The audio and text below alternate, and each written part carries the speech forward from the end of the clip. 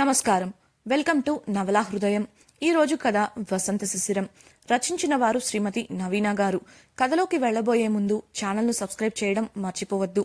ఇక కథలోకి వెళ్ళిపోదాం. భానుమతి ఇంటికి వెళ్లిన శిశిరకు ప్రియ ఇల్లంతా తిప్పి చూపిస్తుంది.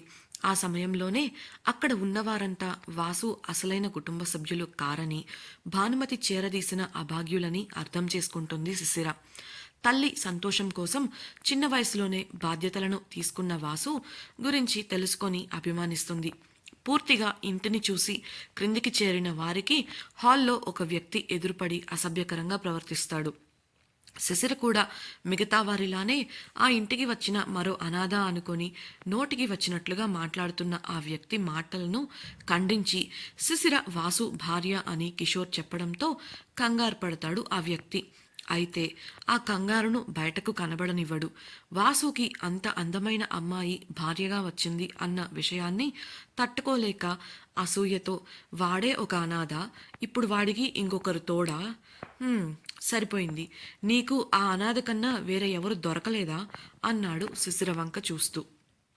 ఆ మాటలకు శిశిర ఆశ్చర్యపోగా ప్రియా కిషోర్లకు అతనిపై విపరీతమైన కోపం వచ్చింది. ఆశ్చర్యం నుంచి తేరుకున్న శిశిర ఆ వ్యక్తికి సంస్కారానికి కుటుంబం పుట్టుకతో సంబంధం లేదు అని ముఖం పగిలిపోయేలా సమాధానం ఇవ్వబోయేలోపు నోరు అదుపులో పెట్టుకో జయంత్ అని గంభీరంగా వచ్చిన స్వరానికి అందరూ ఆ వైపు చూశారు. స్వీటీని ఎత్తుకున్న భానుమతి కోపంగా అతని వైపు చూస్తుంది. అందుకు జయంత్ తడబడి, అది కాదత్తా, వాళ్లే అని ఏదో చెప్పబోగా ఆపమని చేయి చూపించి, ఎందుకొచ్చావు అని కోపంగా అడిగింది. అదేంటత్తా అలా అంటావు? రేపు నీ పుట్టినరోజు కదా, అందుకే నిన్ను ఇంటికి తీసుకెళ్ళి నీ పుట్టినరోజు అంగరంగ వైభవంగా జరపాలని ఆశగా వచ్చాను అన్నాడు ప్రేమగా ఆమె దగ్గరకు నడుస్తూ. నా సమాధానం ఏంటో తెలిసి కూడా ఇలా ప్రతి సంవత్సరం వచ్చి నీ సమయం ఎందుకు వృధా చేసుకుంటావు? నువ్వు వచ్చిన పని అదే అయితే ఇక వెళ్ళొచ్చు అని చెప్పడంతో తనకు జరిగిన అవమానానికి తలదించుకొని పళ్ళు పటపటలాడిస్తూ పిడికిలు బిగించి అక్కడి నుంచి వెళ్ళిపోయాడు జయంత్. వారి సంభాషణ జరుగుతున్నంతసేపు అక్కడి వాతావరణం గంభీరంగా మారిపోయింది.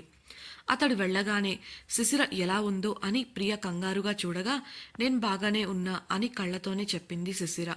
మధ్యాహ్న భోజన సమయం కావడంతో భానుమతి వారందరినీ భోజనానికి పిలవగా మౌనంగా ఆమెను అనుసరించారు అంతా. మౌనంగా భోజనశాలలోకి వెళుతుంటే శిశిర ప్రక్కకు వెళ్లిన కిషోర్ శిశిరను పిలిచి, సిస్టర్, వాడు నీతో అలా ప్రవర్తించాడనే విషయం దయచేసి వాసుకి చెప్పకండి. వాడికి తెలిసిందంటే తర్వాతి పరిణామాలను మనం ఊహించను కూడా లేం అన్నాడు కంగారుగా. ఆ రోజు కాలేజ్ దగ్గర గిరిధర్ మనుషులను కొట్టిన వాసుని గుర్తు చేసుకున్న శిశిర, సరే అన్నయ్య, మీరు భయపడకండి, నేను చెప్పనులే అని భరోసా ఇచ్చింది. దాంతో బతికిపోయాడు అంటూ గుండె మీద చేయి వేసుకున్న కిషోర్ని ఆశ్చర్యంగా చూసిన శిశిరకు, జయంత్ గురించి అని చెప్పింది ప్రియ. దాంతో కాస్త ఊరట చెందింది శిశిర. జయంత్ చాలా పొగరుగా ప్రవర్తించాడు. అక్కడ ఉన్న వారిని, వాసుని అంత తక్కువ చేసి మాట్లాడటం శిశిరకు ఏమాత్రం నచ్చలేదు. అందుకే అతడికి చాలా గట్టిగా సమాధానం ఇవ్వాలని నిశ్చయించుకుంది. అంతలో భానుమతి అక్కడికి రావడంతో మౌనంగా ఉండిపోయింది. అయితే జయంత్తో జరిగిన సంభాషణ ద్వారా అప్పటి వరకు తాను అనుకున్నట్లు వాసు భానుమతి గారి సొంత కొడుకు కాదని, అతడు కూడా మిగతా వారిలానే ఆ ఇంటికి చేరాడని తెలుసుకుంది. అటువంటి ఆలోచనలతోనే డైనింగ్ టేబుల్ దగ్గర కూర్చున్న శిశిర ప్రక్కనే ఉన్న ప్రియను, ఆ జయంత్ ఎవరు అని అడగగా, ప్రియ, అతడు భానుమతి అమ్మకు సొంత అన్నయ్య కొడుకు. ఇలా అప్పుడప్పుడు వచ్చి తను ఒకడిని ఉన్నానని అనిపించుకొని వెళ్తుంటాడు. ఇదే అమ్మ సమస్యల్లో ఉన్నప్పుడు కాల్ చేసినా, కనీసం కలవడానికి వెళ్ళినా కూడా ఎదురుపడలేదు ఒకప్పుడు అని చెప్పింది. దాంతో శిశిరకు కొంతవరకు విషయం అర్థమైంది. ఇంతలో ఎవరో తన పక్కన వచ్చి కూర్చొని చొరవగా ఆమె ముందు భోజనం పెట్టడంతో అటువైపు తిరిగిన శిశిర పక్కనే ఉన్న వాసుని చూడగా కొంటెగా కళ్ళెగరేశాడు అతడు. అంతలోనే కిషోర్ కూడా 2 చేతుల్లో ప్లేట్లతో భోజనం పట్టుకొని వచ్చి, ఇదిగో రౌడీ, నీ పళ్ళెం అంటూ ప్రియ ముందు పెట్టగా అందరూ కలిసి భోజనం చేయడం మొదలుపెట్టారు. భానుమతి వచ్చి వారిని చూస్తూ సంతోషాన్ని కళ్ళల్లో నింపుకుంటుండగా చొరవగా ఆమె చేయి పట్టి లాగి తన ప్రక్కనే కూర్చోబెట్టుకొని ముద్దలు కలిపి నోటికి అందించాడు వాసు. అతడు చూపిస్తున్న ప్రేమకు ఆమె మనసు పొంగి ఆనంద బాష్పాలు కళ్ళ నుండి జాలువారగా ప్రేమగా అతను పెట్టిన ముద్దలను తింది భానుమతి. ఆమె కళ్ళల్లో ఉన్న ఆనందం, వాసు ప్రేమ చూసిన శిశిరకు ఆమెకు తెలియకుండానే సంతోషంతో కంట్లో నీళ్లు చేరాయి. అలా వారంతా కబుర్లు చెప్పుకుంటూ ఒకరిపై ఒకరు ఫిర్యాదులు చేసుకుంటూ భోజనం తినడం పూర్తి చేయగా వారందరికీ చేయవలసిన పనులను అప్పగించింది భానుమతి. అత్తయ్య, మరి నేనేం చెయ్యాలి అని వెళుతున్న భానుమతిని అడిగింది శిశిర. ఆమె పిలుపులోని ఆప్యాయతకు సంతోషించిన భానుమతి సరదాగా, నువ్వు నా కొడుకుని జాగ్రత్తగా చూసుకోకూడలా, ఎంత చెప్పినా వినకుండా తలకు మించిన పనులు చేసి బాగా అలసిపోతూ ఉంటాడు అనడంతో అంతా ఫక్కున నవ్వేసి వెళ్ళిపోగా వాసు శిశిర వంక ఓరగా చూశాడు. అతడి చూపులకు ఆమె బుగ్గలు ఎరుపెక్కగా అక్కడ ఉండలేక ముందుకు కదలబోయిన ఆమెను వాసు చెయ్యి పట్టి ఆపగా నేరుగా అతన్ని చూడలేక నేల చూపులు చూసింది శిశిర. శిశిరను చూసిన వాసు, నీతో మాట్లాడాలి. ఇప్పుడు ఒక పని మీద బయటకు వెళ్తున్నా, కానీ ఒక 2 గంటల తర్వాత తిరిగి వస్తాను, ఎక్కడికి వెళ్లకు అని చెప్పగా తల ఊపి అంగీకారం తెలిపింది శిశిర. చుట్టూ చూసి ఎవరూ చూడట్లేదని గమనించి ఆమె నుదుటిపై చిరుముద్దిచ్చి వేగంగా వెళ్ళిపోయాడు వాసు. అతడు చేసిన పనికి శరీరం కంపించగా కంగారుగా చుట్టూ చూసుకొని అక్కడ ఉండలేక వేగంగా గదిలోకి వెళ్ళిపోయింది శిశిర. ఓ పక్క కోపం వచ్చినా మరో పక్క సిగ్గుతో కళ్ళు గట్టిగా మూసేసుకుంది. పెరిగిన గుండె వేగాన్ని కాస్త నియంత్రించుకొని మంచంపై వాలి ఫోన్లో మునిగిపోయింది. కాలేజ్లో లంచ్ టైం కావడంతో భోజనం చేస్తూ శిశిరకు కాల్ కలిపింది ఉమా. అప్పుడే గదికి చేరుకొని ఫోన్ని చూస్తున్న శిశిర ఫోన్ రింగ్ అవడంతో ఎత్తి, చెప్పవే అంది. ఉమా, ఏం చేస్తున్నావే, ఎలా ఉంది మీ అత్తగారింట్లో పరిస్థితి అడిగింది నోట్లో ముద్ద పెట్టుకుంటూ. హడావిడిగా ఉంది, పాపం ఎవరి పనుల్లో వారున్నారు అని శిశిర చెప్పడంతో, అంటే నిన్ను ఫుట్బాల్లా పక్కకు తన్నేశారన్నమాట అంది ఉమ. అలా జరగాలని బాగా కోరుకున్నట్లున్నావు అనుమానంగా అడిగిన శిశిరకు, ఏంటే నిజంగా అలా చేశారా కంగారుగా అడిగింది ఉమ. చెప్తే నమ్ముతావా అన్న శిశిరతో, చెప్పేది నువ్వు కదా, నమ్మక చస్తానా అంది ఉమ. అంతవరకు జరిగినది తద్వారా తాను అర్థం చేసుకున్నది చెప్పింది శిశిర. అంతా విన్న ఉమ బాధగా, అంటే వాసు గారు అనాథ అంది. ఆ మాట విన్న శిశిరకు బాధగా అనిపించింది. అయితే వెంటనే అని అనుకుంటే మనం పిచ్చోళ్లమే అంది శిశిర. అదేంటే, ఏమంటున్నావు నువ్వు, నాకు అర్థం కాలేదు అంది ఉమ. ఇక్కడ ఎవరు ఎవరికి ఏమీ కారు, కానీ వారి మధ్య ఉన్న అనుబంధం చూశాక అనాథ అన్న మాట ఎవరి నోటి నుండి రాదు అని ఉద్వేగంగా చెప్పిన శిశిర, ఇదంతా చూసి కూడా అలా ఎవరైనా మాట్లాడితే వాళ్ళంత మూర్ఖులు ఇంకెవ్వరూ ఉండరు అంది నిట్టూరుస్తూ. అదీ నిజమేలే అన్న ఉమ. ఇంతకీ ఆ పాప విశేషాలేంటి, తన బాయ్ ఫ్రెండ్ ఎవరో తెలిసిందా అడిగింది అల్లరిగా.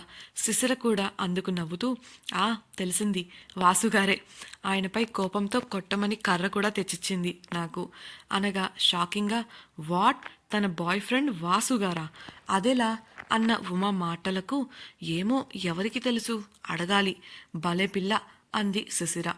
ఉమ ఏదో గుర్తొచ్చినట్లుగా, చెప్పడం మర్చిపోయా, ఆ జింగిడి బ్యాచ్కి ఒక 1 వీక్ సస్పెన్షన్తో పాటు పేరెంట్స్ని పిలిపించి గట్టిగా కౌన్సిలింగ్ ఇచ్చారట. అంతేకాకుండా ఇంకో 2 వీక్స్ పాటు లైబ్రరీలో డ్యూటీ వేశారట అంది ఆత్రంగా.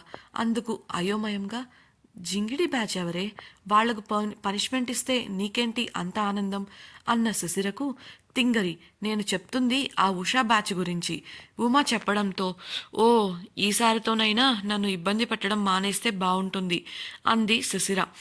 అలా ఇంకాసేపు కబుర్లు చెప్పుకున్న వారు ఉమకు క్లాస్ టైం అవడంతో డిస్కనెక్ట్ చేసేశారు. భానుమతి నిలయం. ఆ తర్వాత కాసేపు నిద్రపోయిన శిశిర డోర్ తెరుచుకున్న శబ్దం రావడంతో కళ్ళు తెరిచింది. గదిలోకి వచ్చి తలుపు వేస్తూ కనిపించిన వాసుని చూసి మంచం దిగి నిలబడింది. అతను ఆమెను చూసి నవ్వాడు, కానీ ఏం మాట్లాడలేదు. తన చేతిలో ఉన్న కవర్స్ని అల్మరాలో పెట్టి నేరుగా టవల్ తీసుకొని బాత్రూంకి వెళ్ళిపోయాడు. అతను చేసిన పనికి ఇదేంటి మాట్లాడాలి అన్నారని ఎదురు చూస్తుంటే అలా వెళ్ళిపోయారు అనుకుంది శిశిర. అక్కడే ఉన్న కిటికీ నుండి బయటకు చూస్తూ వస్తున్న చల్లటి గాలిని ఆస్వాదిస్తోంది. సాయంత్రం కావడంతో తోటలో వాతావరణం చల్లగా మారింది. పిల్లలంతా చేరి సరదాగా ఆడుకుంటూ కేరింతలు కొడుతూ ఉన్నారు. కొందరు మనుషులు అక్కడే ఏవో పనులు చేస్తూ కనిపించారు. కొందరు చెట్లపై లైటింగ్ తీగలు వేస్తుంటే ఇంకొందరు ఆ తోటలో ఒక స్టేజీని సిద్ధం చేస్తున్నారు. గది కిటికీ నుండి ఆ దృశ్యాన్ని చూస్తున్న శిశిరకు భానుమతి గారి పుట్టినరోజుని జరపడానికి ఇలాంటి ఏర్పాట్లు జరుగుతున్నాయని అనిపించింది. బాత్రూమ్ తలుపు తెరుచుకోవడంతో అటు తిరిగింది శిశిర. ఫ్రెష్ అయ్యి బయటకు వచ్చిన వాసు తన ఫోన్ చూసుకుంటుండగా శిశిర అతని దగ్గరకు వెళ్ళి, మీరు నాతో ఏదో మాట్లాడాలి అన్నారు, చిన్నగా అడిగింది. అడగాల వద్దా అన్న సంశయం అప్పటి వరకు ఆమెలో ఉంది. కానీ అతను మాట్లాడాలని అనుకున్నది ఏంటో తెలుసుకోవాలన్న ఆసక్తి కొద్దీ ఆమెను ధైర్యం చేసి అడిగేలా ప్రోత్సహించింది. ఆ ప్రశ్నకు ఆమె ముఖంలోకి చూసిన వాసు ఒక చిన్న అసహజమైన నవ్వును నవ్వి అవునన్నట్లు తల ఊపి ప్రక్కకు వెళ్ళిపోయాడు. ఆమెకు అతడి ప్రవర్తన భిన్నంగా అనిపించింది. మౌనంగా అతని వైపు తిరిగి చూస్తుంది. కానీ అతని వెనుక అనుసరించలేదు. కిటికీ నుండి బయటకు చూస్తూ ఫోన్లో ఏదో చూస్తున్న వాసు ఒక్కసారిగా కదిలి అల్మారాలోంచి ఒక సంచిని శిశిర చేతికి అందించి ఆ గది నుండి బయటికి వెళ్ళిపోయాడు. అతడి చర్యకు ఆశ్చర్యపోతూ ఇదేంటి మాట్లాడాలని చేతిలో సంచి పెట్టేసి వెళ్లారు అనుకుంటూ ఉండగా ఆమె ఫోన్ మ్రోగింది. తీసి చూసిన శిశిరకు వాసు నుంచి ఒక మెసేజ్ రావడం కనిపించింది. వింతగా ముఖం పెట్టి ఆ మెసేజ్ని తరిచి చదవటం మొదలుపెట్టింది శిశిర. శిశిర, నీకు ఈ పాటికి నా గురించిన నిజం తెలిసే ఉంటుంది. అవును, నేను ఒక అనాథని. సంవత్సరం వయసు ఉన్నప్పుడు భానుమతి అమ్మకి దొరికాను.